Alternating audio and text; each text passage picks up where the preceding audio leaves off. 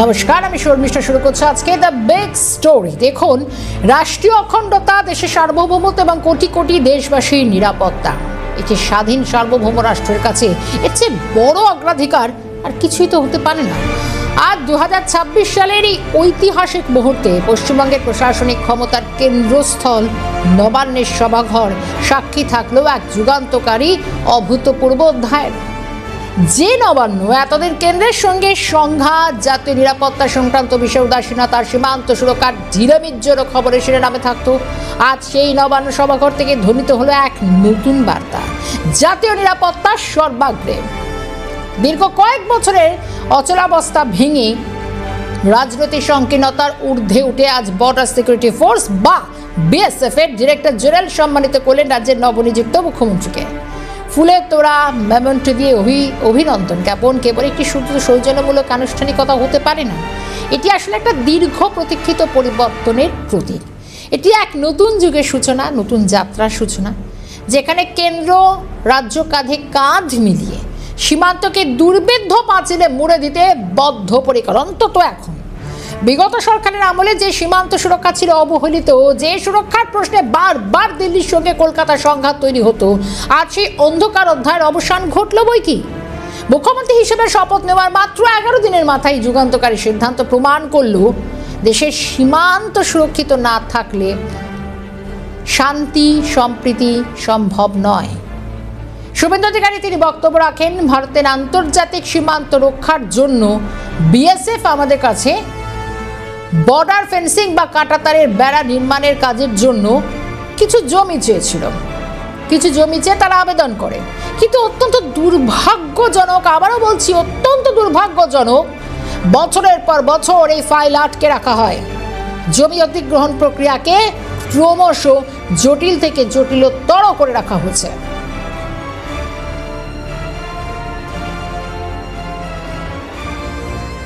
ভারতবর্ষের সঙ্গে বাংলাদেশের সীমান্ত 4000 কিলোমিটার, পশ্চিমবঙ্গে 2200 কিলোমিটার। বাকি 4টে রাজ্যে ওখানকার রাজ্য সরকার বিএসএফ এর চাহিদা মতো পূর্ণাঙ্গ জমি হস্তান্তর করেছে। আমাদের এই রাজ্যে 2200 কিলোমিটারের মধ্যে 1600 কিলোমিটার ফেন্সিং রয়েছে। অ্যাপ্রক্স 600 কিলোমিটার ফেন্সিংয়ের জন্য আমাদের সীমান্তে যে কাঁটা তার সম্পূর্ণ করতে আমরা পারিনি। এর মধ্যে 555 কিলোমিটার এমন এলাকা রয়েছে যেখানে রাজ্য সরকার চাইলে বিএসএফকে জমি দিতে পারত, কিন্তু বিগত রাজ্য সরকার রাজনৈতিক কারণে, ভোট ব্যাংকের জন্য এবং তাদের যে হাই অ্যাপিজমেন্ট, তুষ্টিকরণ, তোষণের এজেন্ডা ছিল, সেই কারণে তারা হয়তো দেয়নি।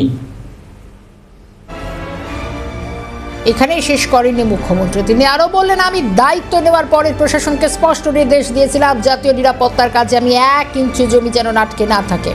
মাত্র 2 সপ্তাহের মধ্যে আমাদের দক্ষ ও তৎপর সচিবরা দিনরাত এক করে সমস্ত আইনি প্রশাসনিক জটিলতা কাটিয়ে জমি হস্তান্তরের যাবতীয় প্রক্রিয়া প্রস্তুত করে ফেলেছেন।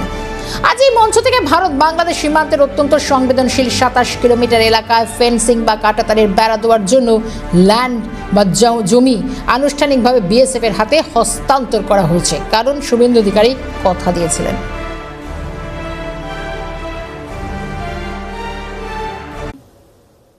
মাননীয় স্বরাষ্ট্রমন্ত্রী 2016 রাজনাথ সিংজি পার্সোনাল ডিও লিখেছিলেন, দিদেন চিফ মিনিস্টারকে। পরে আমাদের পূর্বাঞ্চলের যে কোঅর্ডিনেশন মিটিং এই নবান্নতে হয়েছিল, যেখানে কেন্দ্রের বর্তমান স্বরাষ্ট্র এবং সমবায় মন্ত্রী অমিত শাহজি নিজে উপস্থিত থেকে তদানীন্তন মাননীয় মুখ্যমন্ত্রীকে পার্সোনাল অনুরোধ করেছিলেন। গোবিন্দ মোহনজি ভারত সরকারের স্বরাষ্ট্র সচিব, তিনি গত 1.5 বছরে শুধু চিঠি লেখা নয়, তদানীন্তন মুখ্য সচিব এবং আধিকারিকদের সঙ্গে অন্তত 5 থেকে 6টি মিটিং করেছেন, নিটফল শূন্য। আমরা বর্তমান সরকার আসার পরে দ্রুততার সঙ্গে এই ল্যান্ড হ্যান্ডওভারের প্রক্রিয়া শুরু করতে চলেছি। আজকে এর সূচনা লগ্নে আমরা 18+9 27 কিলোমিটার এলাকাকে সুরক্ষিত করার প্রয়োজনীয় জমি, সরকারি এবং আমাদের প্রাইভেট ল্যান্ড যা পারচেজ আমরা করছি এবং তার সম্পূর্ণ অর্থ বিএসএফ আমাদের দিচ্ছেন। জাতীয় সুরক্ষার এটা খুব জরুরি ছিল। আমাদের একটা নির্দিষ্ট কোঅর্ডিনেশন থাকে রাজ্যে, যারা দেশ বিরোধী কার্যকলাপে জড়িত রাজ্য পুলিশের সঙ্গে তালমিল রেখে তাদের ধরা হবে। নবান্নে জানালেন বিএসএফ এর ডিজি প্রবীণ কুমার।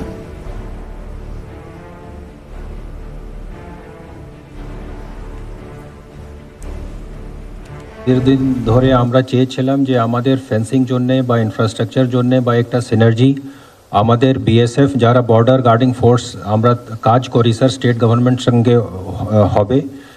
এইটা স্যার গত কিছুদিন ধরে এবং আজকে যে ল্যান্ড হস্তান্তরণ হচ্ছে আমরা একটা আমূলচূল পরিবর্তনটা দেখলাম। আমাদের পুরোটাই সম্পূর্ণ এটা ভরসা যে আমাদের যে সিনার্জি একটা দরকার হয় স্যার, যেটা আমরা স্টেট গভর্নমেন্ট পক্ষ থেকে চাই, সেটা এখানে ওয়েস্ট বেঙ্গল পশ্চিমবঙ্গে এটা আমরা পাবো। এর পাওয়ার পরে আমাদের যে ফেন্সিং কনস্ট্রাকশন যেখানে যেখানে লম্বিত ছিল সেটা হবে, যেখানে আমাদের ইনফ্রাস্ট্রাকচার নতুন বিওপি খোলা, যে বর্ডার আউটপোস্টগুলো খোলাটা ইনক্লুডিং সুন্দরবন মতন এরিয়া যেখানে আমরা একটা বিশাল জলাশয়কে আমরা ভালো করে দেখতে পারছিলাম না। মুখ্যমন্ত্রীর এই একটি সিদ্ধান্ত বিগত কয়েক বছরে যেন জমাট বাঁধা বরফ গলিয়ে দিল। দেশের সুরক্ষায় যে রাজ্য সরকার এতকাল একটা প্রাচীর হয়ে দাঁড়িয়েছিল, পরিবর্তনের জামানা আজ সেই রাজ্য সরকার বিএসএফ এর সবচেয়ে বড় সহযোগী হিসেবে আত্মপ্রকাশ করলো। কিন্তু কেন এই ফেন্সিং বা কাঁটাতারের বেড়া দেওয়াটা এতটা জরুরি ছিল?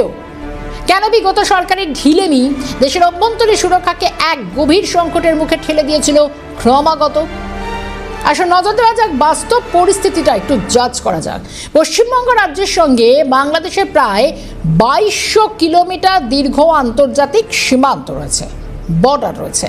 এই বিশাল সীমান্তের মধ্যে 1600 কিলোমিটার এলাকা ইতিমধ্যে ফেন্সিং বা কাঁটাতারের বেড়া দেওয়া সম্ভব হয়েছে, কিন্তু 600 কিলোমিটার সীমান্ত এখনো সম্পূর্ণ উন্মুক্ত, খোলা, অরক্ষিত, কাঁটাতার বিহীন অবস্থায় পড়ে রয়েছে। দিনের পর দিন এই জট তৈরি হয়েছে। এই 600 কিলোমিটারের মধ্যে 550 কিলোমিটার এমন এলাকা ছিল যেখানে রাজ্য সরকার একটু সদিচ্ছা দেখালে, মানে সামান্য উদ্যোগ দেখালেই জমি অধিগ্রহণ করে বিএসএফ এর হাতে তুলে দিতে পারত তৎকালীন রাজ্য সরকার। কিন্তু আগে রাজ্য সরকার স্রেফ রাজনৈতিক স্বার্থে নির্দিষ্ট কিছু ভোট ব্যাংক টিকিয়ে রাখার জন্য এই নোংরা খেলায় মেতে উঠেছিল। দেশের সুরক্ষাকে বিপন্ন করে গিয়েছে, আপনার আমার সমস্ত সুরক্ষাকে ভুলণ্ঠিত করেছে। এমনটাই বক্তব্য মুখ্যমন্ত্রী শুভেন্দু অধিকারী। আরো একবার শোনাবো ঠিক বক্তব্য।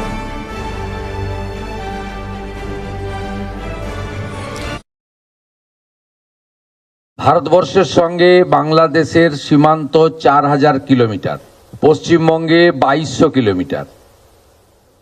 বাকি 4টে রাজ্যে ওখানকার রাজ্য সরকার বিএসএফ এর চাহিদা মতো পূর্ণাঙ্গ জমি হস্তান্তর করেছে। আমাদের এই রাজ্যে 2200 কিলোমিটারের মধ্যে 1600 কিলোমিটার ফেন্সিং রয়েছে। অ্যাপ্রক্স 600 কিলোমিটার ফেন্সিংয়ের জন্য আমাদের সীমান্তে যে কাঁটাতার সম্পূর্ণ করতে আমরা পারিনি।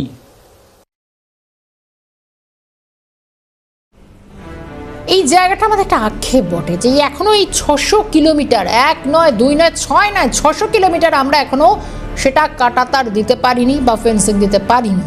এই জায়গাটা আমাদের গার্ড দিতে হবে। 2023 সালে তৎকালীন কেন্দ্রীয় স্বরাষ্ট্র সচিব অজয় ভাল্লা সুপ্রিম কোর্টে হলফনামা দিয়ে জানিয়েছিলেন তিনি স্বয়ং একাধিকবার নবান্নে চিঠি পাঠিয়েছিলেন, ব্যক্তিগতভাবে তৎকালীন মুখ্যমন্ত্রী মমতা বন্দ্যোপাধ্যায়কে অনুরোধ করেছিলেন দেশের স্বার্থে, দশের স্বার্থে যাতে দ্রুত জমি দেওয়া হয়। কেন্দ্র রাজ্যের মধ্যে সীমান্ত সুরক্ষার জমি জট মেটাতে 5 থেকে 6 বার উচ্চ পর্যায়ের বৈঠকও হয়, কিন্তু কি নিটফলটা কি? সম্পূর্ণ শূন্য, জিরো। পূর্বতন সরকারের সেই এক গুয়েমি দেশবিরোধী উদাসীনতার অবসান যেন হঠাৎ অবসান ঘটল। এই ফেন্সিং বা কাঁটাতারে বেড়া কেবল লোহার কিছু তারের বিন্যাস তো নয়, এটি ভারতের অখণ্ডতা রক্ষার একটা মর্ম, একটা ঢাল। সীমান্ত উন্মুক্ত থাকার খেসারত আজ সমগ্র দেশকে দিতে হচ্ছে না? পশ্চিমবঙ্গের সীমান্ত আজ আন্তর্জাতিক অপরাধী, মানব পাচারকারী, উগ্রপন্থী সংগঠনগুলোর জন্য একটা সেফ প্যাসেজ বা নিরাপদ করিডোরে পরিণত হয়েছে। এই প্রকাশ্য প্রেস কনফারেন্স থেকে রাজ্য ও দেশের উদ্দেশ্যে এক চরম সত্য তুলে ধরা হয়েছে। দেশের আইন শৃঙ্খলা জনিত অপরাধ, কুখ্যাত লাভ জিহাদ, জোরপূর্বক ধর্মান্তকরণ, নারীদের ওপর যে অবর্ণনীয় পাশবিক অত্যাচার ভারতের বিভিন্ন প্রান্তে মাথাচাড়া দিয়ে উঠেছে, তার শিকড় সন্ধান করতে গিয়ে তো চক্ষু চড়ক গাছ হচ্ছে তদন্তকারীদের। দেশের বিভিন্ন প্রদেশে এবং এই পশ্চিমবঙ্গে রাজ্যে যে সমস্ত অপরাধীরা এই ধরনের জঘন্য অপরাধের সঙ্গে যুক্ত থেকে ধরা পড়েছে, কেন বললাম এই কথাগুলো? কারণ তাদের ব্যাকগ্রাউন্ড চেক করছে বা চেক করে, বা যদি একটু অতীত ইতিহাসের আমরা একটু ঝাঁকি, তাহলে দেখলে বোঝা যাবে যে সিংহভাগই অবৈধ উপায়ে সীমান্ত পার করে আসা বাংলাদেশি অনুপ্রবেশকারী। কিন্তু বর্তমান সরকার স্পষ্ট করে দিয়েছে, উদ্বাস্তু আর অনুপ্রবেশকারী এক নয়, হতেও পারে না। অনুপ্রবেশকারীদের জন্য বাংলার মাটিতে আর কোনো ঠাঁই নেই। এই জমি হস্তান্তরের সিদ্ধান্ত কতটা দ্রুত নেওয়া হয়েছে সেটা ভাবলে তো অবাক হতেই হয়। সরকার গঠনের মাত্র 11 দিনের মাথায়, মানে যে নতুন সরকারের বয়স মাত্র 11 দিন 12 দিন তারা শপথ নিয়েছে, এই 11 দিনের মাথায় প্রায় 120 একরের কাছাকাছি জমি বিএসএফ এর হাতে তুলে দেওয়ার সিদ্ধান্ত এক নজিরবিহীন প্রশাসনিক তৎপরতার প্রমাণ হতেই হয়। সীমান্তবর্তী 9টি জেলার জমি চিহ্নিতকরণের কাজ প্রায় শেষ পর্যায়ে। জেলা শাসকদের স্পষ্ট নির্দেশ দেওয়া হয়েছে দ্রুততার সঙ্গে জমি অধিগ্রহণ করতে হবে। সেই জমি অধিগ্রহণের কাজ আমরা ইতিমধ্যে দেখেছি বেশ কয়েকটি জেলায়, মালদা রয়েছে, নদিয়া রয়েছে, বিভিন্ন জায়গায়। একই সঙ্গে সুরক্ষার রণকৌশলগত কারণে সিদ্ধান্ত নেওয়া হয়েছে আন্তর্জাতিক সীমান্ত রেখা থেকে ঠিক 200 মিটার দূরত্ব বজায় রেখে বিএসএফ এর বর্ডার আউটপোস্ট বা বিওপি এগুলিকে নির্মাণ করতে হবে। সবচেয়ে গুরুত্বপূর্ণ বিষয়টা কি জানেন? এই যে শিলিগুড়ি সীমান্ত, যে উত্তরের দিকে একটু ছবিটা দেখি, খুব গুরুত্বপূর্ণ কতগুলো পয়েন্ট রয়েছে। শিলিগুড়ি সীমান্ত, যেটাকে আমরা চিকেন স্নেক বা ভারতের উত্তর পূর্বাঞ্চলের একটা প্রবেশদ্বার বলে আমরা জানি, এটা অত্যন্ত সংবেদনশীল সরু। এই ভূখণ্ডটি নিরাপত্তার জন্য রাজ্য সরকার অতিরিক্ত জমি দেওয়ার বিষয়টি বিবেচনায় রেখেছে, যাতে কোনো বিদেশি শত্রু আমাদের দেশের দিকে চোখ তুলে তাকাতে না পারে, মূল ভূখণ্ডের সঙ্গে উত্তর পূর্ব ভারতকে বিচ্ছিন্ন করার ধৃষ্টতা দেখাতে না পারে। বুধবার নবান্নে ঐতিহাসিক সিদ্ধান্ত গ্রহণের পর 24 ঘন্টা সময় নষ্ট করা হয়নি। জেলায় সীমান্তবর্তী এলাকায় যুদ্ধকালীন তৎপরতার কাজ শুরু হয়ে গেছে। লাল ফিতের ফাঁস ছিঁড়ে প্রশাসনিক আধিকারিকরা সরাসরি এখন পৌঁছে গিয়েছেন সীমান্তে। দু একটা জায়গার ছবি যদি আপনাদের দেখাই তাহলে অনেকটা স্পষ্ট হবে। দেখুন, উত্তর 24 পরগনা খুব গুরুত্বপূর্ণ কিছু সীমান্ত আছে, আমরা জানি গাইঘাটা, বনগাঁ, পেট্রাপোল সীমান্ত। আমাদের ক্যামেরায় ধরা পড়লো জানেন উত্তর 24 পরগনার গাইঘাটার বর্ণবেড়িয়া সীমান্তের দৃশ্য, যেখানে বনগাঁ দক্ষিণের বিধায়ক স্বপন মজুমদার নিজে প্রশাসনিক আধিকারিক, ভূমি রাজস্ব দপ্তরের কর্মীদের নিয়ে সীমান্তে গিয়েছেন। যে সমস্ত স্থানীয় কৃষকদের জমি এই ফেন্সিংয়ের আওতায় পড়ছে, তাদের জমিদাতাদের সঙ্গে সরাসরি কথা বলছেন বিধায়কের মাঝে আর কেউ নেই। জাতীয় নিরাপত্তার এই মহৎ যজ্ঞে স্থানীয় মানুষও স্বতঃস্ফূর্ততার সঙ্গে এখন সাড়া দিচ্ছেন, তারা এগিয়ে আসছেন, আমরা জমি দেব, কোনো বাধা নেই, ফেন্সিংটা হোক। কোনো জোর জুলুম নয়, আলোচনার মাধ্যমে দেশপ্রেমের এক অভূতপূর্ব পরিবেশ বা এই ছবিটা সামনে আসছে। এবার যদি বলি উত্তর শিলিগুড়ির কথা বলছিলাম, মুড়িখোয়া সীমান্ত। শিলিগুড়ির মুড়িখোয়া ভারত বাংলাদেশ সীমান্তের একটা ছবি আপনাদের দেখানোর চেষ্টা করি। এই সীমান্তে প্রায় 1 কিলোমিটার এলাকা দীর্ঘদিন ধরে কাঁটা তারবিহীন, মাত্র 1 কিলোমিটার, কিন্তু হতে পারে অনেক কিছু। জমি জটের জেরে আগের সরকারের উদাসীনতায় আটকে ছিল এই মাত্র 1 কিলোমিটারে কাঁটা তারে বেড়া দেওয়ার কাজ। আজ সেখানে ভূমি রাজস্ব দপ্তরের আধিকারিকরা জমি শনাক্তকরণের কাজ শুরু করলেন। সেই ছবি আপনাদের দেখাচ্ছি। জমি দেবেন, তারা এগিয়ে আসছেন। রাজ্য সরকারের পক্ষ থেকে জমিদাতাদের জন্য সঠিক উপযুক্ত সরকারি মূল্য দিয়ে জমি অধিগ্রহণ করা হচ্ছে, যার ফলে কৃষকদের মনে তো আর কোনো ক্ষোভ নেই। এটাই ছবি। কারণ প্রত্যেকে স্বতঃস্ফূর্ততার সঙ্গে করছেন। এবার বলি মালদা, খুব গুরুত্বপূর্ণ, বৈষ্ণবনগর সীমান্ত মনে আছে। মালদার এই বৈষ্ণবনগর সীমান্তে শুরু হয়ে গিয়েছে কাঁটা তার দেওয়ার মূল প্রক্রিয়া। মালদা জেলার 172 কিলোমিটার দীর্ঘ ভারত বাংলাদেশ সীমান্ত এলাকা রয়েছে, যার মধ্যে প্রায় 37 কিলোমিটার এলাকা এতদিন অরক্ষিত কাঁটা তারবিহীন ছিল। এর মধ্যে বেশ কিছুটা অংশ রয়েছে যা নদী জলাভূমির মধ্যে পড়ছে, যা পাচারকারীদের স্বর্গরাজ্য। চলতি মাসের মধ্যে এই সমস্ত জমি অধিগ্রহণের কাজ শেষ করে সম্পূর্ণ সরকারি নিয়ম মেনে বিএসএফ এর কাছে হস্তান্তর করা হবে। চটপট চলুন মুর্শিদাবাদে। চর পিরোজপুর নামটা শোনা, এই একই চিত্র এবার মুর্শিদাবাদে দেখা গেল, কারণ এখানে অরক্ষিত সীমান্ত অনেকটা অংশ রয়েছে। এতদিন রমিয়ে চলতো অবৈধ অনুপ্রবেশ, গবাদি পশু নিয়ে যাওয়া, চোরাচালান। বিএসএফ এর রেকর্ড বলছে শুধু গত 1 বছরে এই চর ফিরোজপুর সীমান্ত থেকে বিএসএফ জওয়ানরা 1200টি গরু উদ্ধার করেছে, যেগুলোকে রাতের অন্ধকারে পাচার করে দেওয়া হতো। বাংলাদেশি অনুপ্রবেশকারী এবং পাচারকারীকে হাতে নাতে বহু আটক হয়েছেন তারা। এখন কাঁটাতারে বেড়া বসে গেলে এই অপরাধের চোরা রাস্তা সেটা চিরতরে বন্ধ হবে। এবং অবশ্যই এবার আসি আবার একটু উত্তরের ছবি, কোচবিহারের চ্যাংরা বান্ধা সীমান্ত। এই সীমান্তের তৎপরতা এখন তুঙ্গে, প্রত্যেকটা জায়গা মতো এখানে কাজ হচ্ছে। নবান্ন থেকে সবুজ সংকেত মিলেছে, জমি হস্তান্তরের পরে সীমান্তে শুরু হয়ে গিয়েছে মাপঝোঁকের কাজ। বিএসএফ জওয়ানরা, ইঞ্জিনিয়াররা তারা রয়েছেন, কাঁটাতারের বেড়ার জন্য খুঁটি পোতার কাজ শুরু করছেন। কোন এলাকা দিয়ে নিখুঁতভাবে কাঁটাতার যাবে তার ম্যাপ দেখে সেটাও চিহ্নিত করা হচ্ছে। 2023 সালে তৎকালীন কেন্দ্রীয় স্বরাষ্ট্র সচিব অজয় কুমার ভাল্লা সুপ্রিম কোর্টে একটি হলফনামা দিয়ে জানিয়েছিলেন যে পশ্চিমবঙ্গ সরকার ভারত বাংলাদেশ সীমান্তে কাঁটাতারে বেড়া নির্মাণ, সীমান্ত চৌকি বা বিওপি স্থাপনের মতো জাতীয় নিরাপত্তার এই সংবেদনশীল প্রকল্পগুলির জন্য সময় মতো জমি হস্তান্তর করছে না। এই দীর্ঘসূত্রতার কারণে দেশের সর্বোচ্চ আদালত, সুপ্রিম কোর্ট, কলকাতা হাইকোর্ট উভয়ই তদানীন্তন রাজ্য প্রশাসনকে তীব্র ধিক্কার জানায়। এই চাপের পরে সুরক্ষার স্বার্থে 15 কিলোমিটারের বদলে 1 লপ্তে 50 কিলোমিটার করে জমি হস্তান্তরের দাবি ওঠে। সীমান্তে কাঁটাতারে বেড়া না থাকলে একটি দেশের কতটা ভয়াবহ ক্ষতি হতে পারে তার প্রমাণ আমাদের দেশের সাম্প্রতিক ইতিহাস।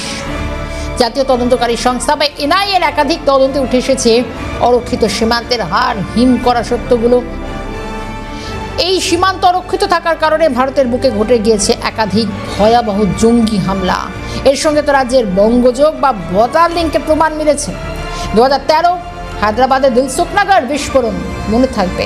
2013 সালে 21 ফেব্রুয়ারি হায়দ্রাবাদের দিলসুখনগরে জোড়া আইডি বিস্ফোরণে 18 জন নিরীহ মানুষের মৃত্যু হয়, 131 জন গুরুতর আহত হন। নিষিদ্ধ জঙ্গি সংগঠন ইন্ডিয়ান মুজাহিদিন তাদের হাত ছিল এতে। এনআইএ তদন্তে উঠে আসে এই বিস্ফোরণের অন্যতম মূল চক্রী শীর্ষ জঙ্গি নেতা তেহসিন আক্তার ওরফে মনু বিহারের বাসিন্দা হলেও বিস্ফোরণের আগে এবং পরে সে দীর্ঘ সময় ধরে এই পশ্চিমবঙ্গের দার্জিলিং এবং সীমান্তবর্তী এলাকাগুলিতে আত্মগোপন মানে লুকিয়েছিল সে। 2024 বেঙ্গালুরু রামেশ্বরম ক্যাফে বিস্ফোরণ মনে থাকছে। বিখ্যাত রামেশ্বরম ক্যাফেতে ভয়াবহ আইইডি বিস্ফোরণ ঘটে এবং সেখানে দেশ কাঁপানো এই ঘটনায় মূল দুই মাস্টার মাইন্ড অভিযুক্ত মুসাফির হোসেন সাজিব আর আব্দুল মতিন আহমেদ তহা এনআইএ এবং রাজ্য পুলিশ যৌথ অপারেশন চালিয়ে গ্রেফতার করে পশ্চিমবঙ্গের পূর্ব মেদিনীপুর জেলার দীঘা থেকে। তারা সীমান্ত পার হওয়ার পরিকল্পনায় রাজ্যে লুকিয়েছিল। 2025 দিল্লির লালকেল্লা গাড়ি বোমা চক্রান্ত। সম্প্রতি দিল্লি লালকেল্লার কাছে ভয়াবহ গাড়ি বোমা বিস্ফোরণের ঘটনায় চক্রান্তের তদন্ত উঠে এসেছে এই বঙ্গযোগ। এই ঘটনার সূত্র ধরে এনআইএ মুর্শিদাবাদের নবগ্রাম থানার নিমগ্রামে মইনুল হাসান নামে এক ব্যক্তির বাড়িতে মারাথন তল্লাশি চালায়। এই মইনুল দিল্লি এবং মুম্বাইতে পরিযায়ী শ্রমিকের আড়ালে, আবারও বলি পরিযায়ী শ্রমিকের আড়ালে স্লিপার সেলের কাজ করত। খাগড়াগড় আর বেলঘরিয়া বিস্ফোরণ তো রয়েছে। এর আগে উত্তর 24 পরগনা বেলঘরিয়া এবং 2014 সালে বর্ধমানের খাগড়াগড় বিস্ফোরণ কাণ্ড। আন্তর্জাতিক জঙ্গি সংগঠন জেএমবির প্রত্যক্ষ মডেল বাংলায় শক্তিশালী স্লিপার সেলের অস্তিত্বের অকাট্য প্রমাণ মেলে। অতীত থেকে শিক্ষা নিয়ে আদালতের তিরস্কারকে গুরুত্ব দিয়ে দেশের কোটি কোটি মানুষের জীবনের সুরক্ষাকে প্রাধান্য দিয়ে আজ পশ্চিমবঙ্গের বুকে সত্যি এক নতুন সূর্যোদয়। নবান্ন আজ বুঝিয়ে দিল রাজনৈতিক মতাদর্শ তো ভিন্ন হতেই পারে, কিন্তু যখন প্রশ্ন আসে ভারত মাতার সুরক্ষার, যখন প্রশ্ন আসে দেশের সার্বভৌমত্বের, তখন কোনো আপোষ নয়, কোনো ঢিলেমি নয়, আপোষের জায়গায় নেই। নবান্ন সভাঘর থেকে মুখ্যমন্ত্রী শুভেন্দু অধিকারী এই ঐতিহাসিক তাঁর পদক্ষেপ, বিএসএফের সঙ্গে কাঁধে কাঁধ মিলিয়ে কাজ করার দৃঢ় অঙ্গীকার, অবৈধ অনুপ্রবেশকারীদের বিরুদ্ধে ডিটেক্ট, ডিলিট, ডিপোর্ট। এই কঠোর হুঙ্কার আগামী দিনে ভারতের সীমান্তকে দুর্ভেদ্য, দেশকে করবে সুরক্ষিত। বাংলা আজ দেখিয়ে দিল রাজনীতি পরে, জাতীয় নিরাপত্তার সর্বাগ্রে। শুভেন্দু অধিকারী একবার বক্তব্যটা শুনে।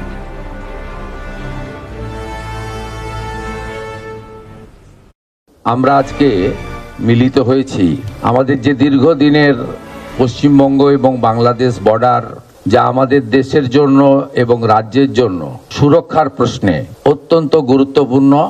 আমাদের এই রাজ্যে এবং দেশে নানা জায়গায় যে ধরনের দেশবিরোধী কাজ, আইন শৃঙ্খলা জনিত অপরাধ, লাভ জেহাদ, ল্যান্ড জেহাদ, বলপূর্বক ধর্ম পরিবর্তন এবং বিশেষ করে আমাদের নারী নিরাপত্তা, শিশু কন্যাদের নিরাপত্তার প্রশ্নে যে ধরনের অসামাজিক কাজকর্ম আমরা বৃদ্ধি লক্ষ্য করেছি এবং তার সঙ্গে যুক্ত যারা বিভিন্ন সময় বিভিন্ন প্রদেশে এবং এই রাজ্যে ধরা পড়েছে, তাদের মধ্যে একটা বড় অংশ বাংলাদেশ থেকে আসা অবৈধ অনুপ্রবেশকারী।